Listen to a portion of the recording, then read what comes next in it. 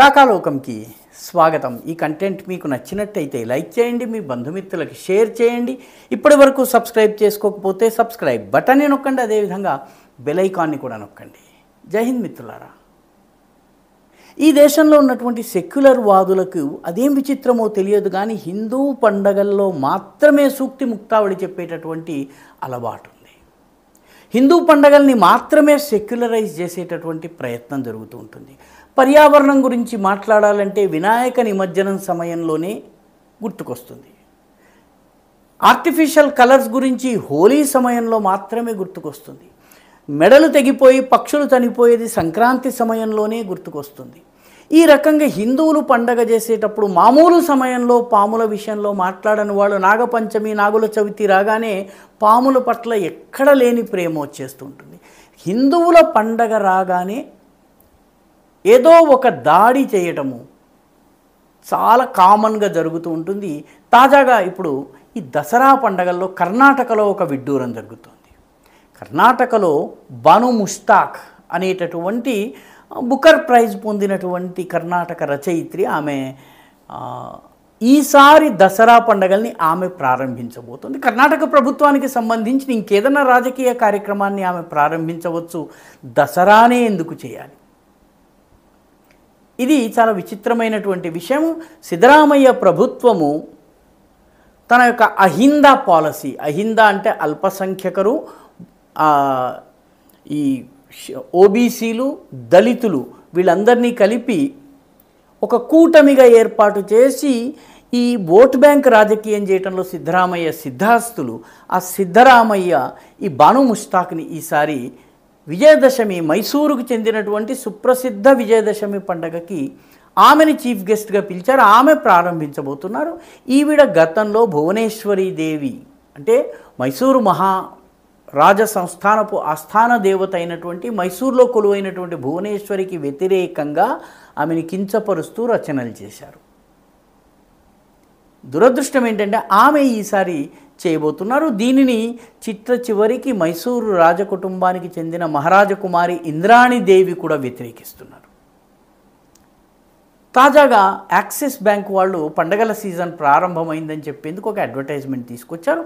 పండగల సీజన్ ప్రారంభమైంది, ఇబ్బంది ఏమీ లేదు. చాలామంది ఒకేసారి హోలీ, దీపావళి, దసరా, అదేవిధంగా క్రిస్మస్, న్యూ ఇయర్ వరకు కలిపి ఒకే గ్రీటింగ్ కార్డ్ రిలీజ్ చేస్తారు, అందున తప్పు లేదు. కానీ హిందువుల పండగ జరుగుతున్న గర్బా చేస్తున్నటువంటి మహిళ, దసరా టైంలో గుజరాత్ ఈ ప్రాంతంలో గర్బా చాలా ఫేమస్. ఇప్పుడు విజయదశమి నాడు గర్బా చేయటం అనేది దేశవ్యాప్తంగా ఒకటి హిందువుల మధ్య ఒక ట్రెండ్గా మారింది. దీన్ని లవ్ జిహాద్కి సాధనంగా ఉపయోగించుకునేటటువంటి ప్రయత్నము జరుగుతుంది. ఈ గర్బా అడ్వర్టైజ్మెంట్ని వాళ్ళు తీసుకొస్తూ ఫెస్టివ్ సీజన్కి సంబంధించి, పండగల సీజన్కి సంబంధించిన అడ్వర్టైజ్మెంట్లో శాంటాక్లాజ్ వచ్చేస్తారు. అప్పుడే వచ్చేసామేమిటి అని గర్బా చేస్తున్నామే, గర్బా ఆపేసేసి శాంటాక్లాజ్ని పలకరిస్తుంది. అద్భుతమైనటువంటి సెక్యులర్ ఉదాహరణ. హిందూ క్రైస్తవ యూనిటీ గురించి మాట్లాడుతున్నారు. చాలా గొప్పగా అనిపించవచ్చు కొందరికి. వాస్తవానికి క్రిస్మస్ సమయంలోనే అరే సంక్రాంతి అప్పుడే వచ్చేసావే అని చెప్పి శాంటాక్లాజ్ అన్నట్టుగా అడ్వర్టైజ్మెంట్ తీయగలరా? తీయలేరు. కాబట్టి సూక్తి ముక్తావళి హిందువులకి, సెక్యులరైజేషన్ హిందువులకి. గతంలో కొంతకాలం క్రితం తనిష్కి సంబంధించిన ఒక అడ్వర్టైజ్మెంట్ వచ్చింది, చాలా దుమారం రేగింది. ఒక ఆమె తన పిల్లలకి, తన కొత్తగా పుట్టిన పిల్లవాడికి తొట్టెలో వేసేటటువంటి కార్యక్రమం జరుగుతూ ఉంటుంది. ఆమెకు బంగారు ఆభరణాలని గిఫ్ట్ చేస్తూ అత్తమామలు వచ్చి గిఫ్ట్ చేస్తారు. చాలా చక్కటి అడ్వర్టైజ్మెంట్, ఇందులో ఇబ్బంది ఏమీ లేదు. కానీ ఆమె అత్తమామలు ముస్లిములుగా చూపించారు. సర్వసాధారణ సమాజంలో ఇది జరగదు. ముస్లిములలోకి వెళ్ళినటువంటి హిందూ అమ్మాయి హిందూ పద్ధతిలో బేబీ షవర్స్, తొట్టిలో వేయడం అనేది జరగదు. కానీ హిందువులను సెక్యులరైజ్ చేసి హిందువులకు సెక్యులరిజం పాఠాలు నేర్పించే ప్రయత్నంలో భాగంగా ఇటువంటి అడ్వర్టైజ్మెంట్లు వస్తాయి. దసరా, దీపావళికి పర్యావరణం వస్తుంది, జంతువులకి నిద్ర పట్టదు, ఇటువంటి వాదనలు మీకు ఖచ్చితంగా వినబోతున్నారు.